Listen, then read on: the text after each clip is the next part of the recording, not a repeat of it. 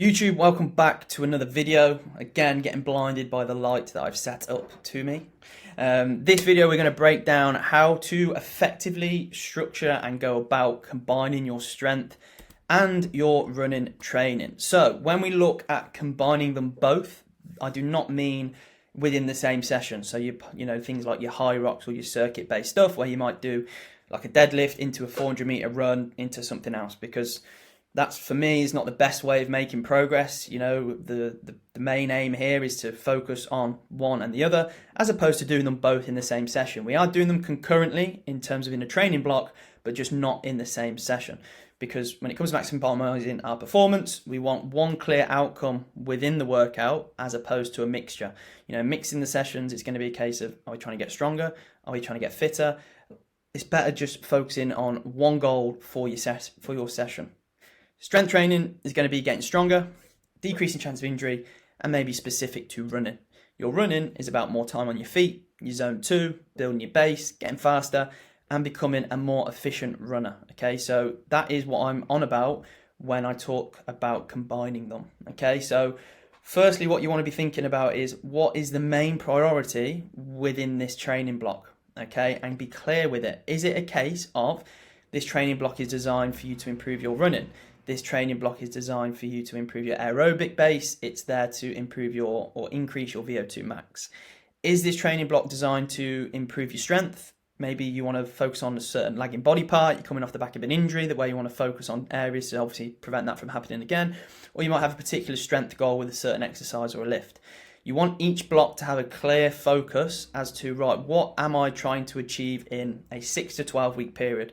Because that's what your priority is going to be. And from there, you're going to have a better understanding as to how your training program should ideally look. Okay, so when it comes to structuring the training block, you know, first thing in terms of variables, get my words out today. Variables, this is the third or fourth one I've done, so that's probably why I'm stuttering. Variables we want to look at is how often can you train? How long can each session be? Are you going in your work break? Are you going first thing in the morning? Have you got all the time in the world? What are your recovery markers like? You know, have you got young family at home where sleep's a little bit of an issue? That's something to obviously take into account.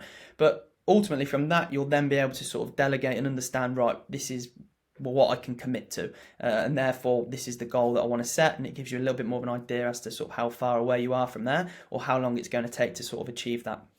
Now, for me, whatever block your focus is, I'd start with 3 gyms and then 2 to 3 runs. Okay. Now, what I'd be looking at doing is obviously changing this as the weeks go by, and especially as volume increases. So, for example, you know, if you've got a 12-week training block where running is the focus and you've got a half marathon at the end, maybe the last 2 to 3 weeks you drop, or maybe even 3 to 4 weeks, you drop from 3 gym sessions to 2 and you increase your runs to 4.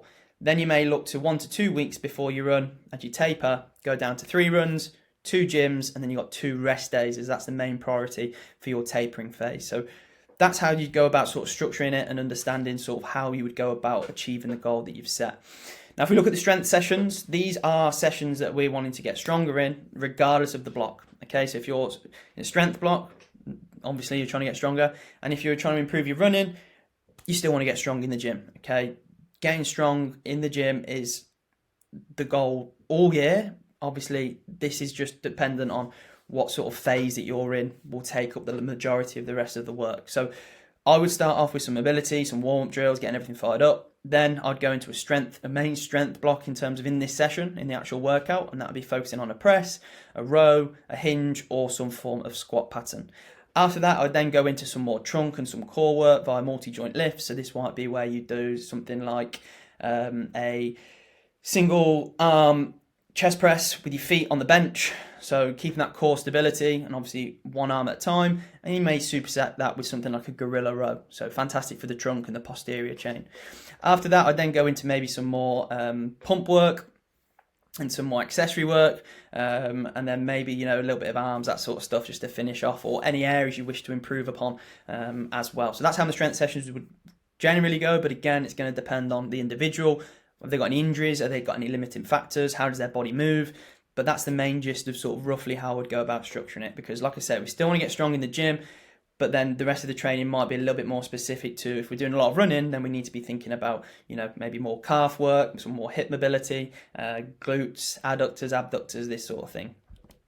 If we look at it from a running perspective, so that's a strength perspective. If we look at it from a running perspective, you are going to probably have your runs at maintenance if you are in a strength phase. And then obviously if you're in a running phase, your running is going to be the large portion of your training week. Okay, so if you're in maintenance, I'll be looking at one long, easy run just for that aerobic base, not too, strenuous on the body, but still keeping the heart rate ticking along. And then I'd have one more higher intensity run, maybe tempo work, threshold, intervals. And that's just obviously to still get used to running quicker, but also just training those higher percentage heart rates. Now, like I said, if you're more of a running biased block, then I'd be starting with 3 runs per week. I'd have one run that's a longer run, so the longest run of all 3. I'd have one nice easy run, almost like an active recovery run, and then I'd have one tempo / event specific. Okay, and you can see here when I say event specific, if you're doing an ultra marathon, it might be more, and it's a trail run, then it might be more hill work, it might be off terrain, it might be race pace if you're doing something like a marathon, for example. But again, dependent on what you're training for, that's going to dictate sort of the distances or the time that you're going to be doing. Okay, your easy runs are there to be easy, so tracking that using some form of heart rate monitor, and then obviously your event specific runs are there to be based around your event itself that you may be training for or looking to train for. So if we look at an example of a running focused week, it might look something along these lines of across a Monday to Sunday. So full body one, easy run on a Tuesday, rest on a Wednesday, Thursday full body 2, Friday tempo or event specific run, Saturday rest, and then Sunday long run. So something like that is how you could split it. There's 2 gym sessions there, there's 3 runs, and then what you could look to do is obviously maybe that Wednesday would then look into another form of run. But to start with, something like that is how I would go about if it was more of a running focused week compared to if it was more of a strength focused week. Let's get rid of that. If it was more of a strength focused week, then it would be full body 1 on a Monday, some intervals on a Tuesday, full body 2 on a Wednesday, then we're going to take a rest, full body 3 on your Friday, Saturday could be a rest, Sunday long run, or I know a lot of people like a Sunday long run. I would probably go actually Saturday long run, Sunday rest. But again, you get the gist of how you could look at it. But that's how I would go about sort of structuring my strength training and running training. Now, remember, first of all, the most important thing is, what are you actually training for? In this current block, what's the main aim? Be clear on that, because that's going to basically dictate how your training is going to look in terms of in the gym and with your running. Okay, set up your week accordingly so you know what you can sustain. If you know over the weekends you've got the most amount of time, do your longer sessions there. If you know on a Wednesday that you've got to take your children to school, meetings all day at work, you finish late, and so does your partner, I'll have that as a rest day and work around it, for example.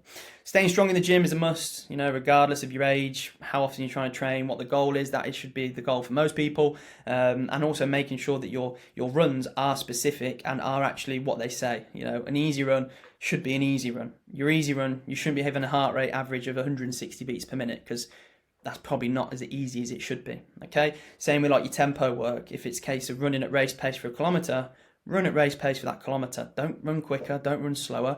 Make sure it's obviously specific to what it says on the tin. And then obviously, it goes without saying, rest and recovery is going to be very important, when you're balancing both of these. However, it's a fine line of not doing too much that you can't recover from, but then not doing too little that you're not allowed to improve on. So that's where your nutrition would come into play, rest days, deloads, that sort of thing. Obviously, this is just the training element of things. Your nutrition is going to be super important, but that's another sort of topic for another video. So there we go. That's a little bit more on how to effectively go about structuring a training block when it comes to strength training and wanting to get better at running. So hopefully that helped. Now, I've got a 8-week group coaching program which goes live on August the 4th. So Muscle and Miles will be going live. You'll receive your training program, a running program, and nutrition program on top of some educational resources, a family group chat, a group WhatsApp chat as well, to have that community element whereby keeping other people who are very like-minded sort of inspired, answering questions, that sort of thing. So This goes live on Monday the 4th of August. Now, if you want to have access to the early bird offer, there is a link in the description to the priority list.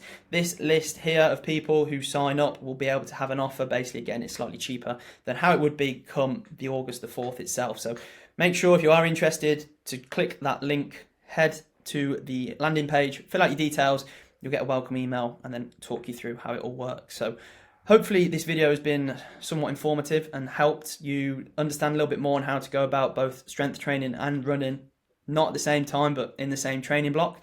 And if you enjoyed it, make sure to give it a like, subscribe, and as always, I will see you on the next one.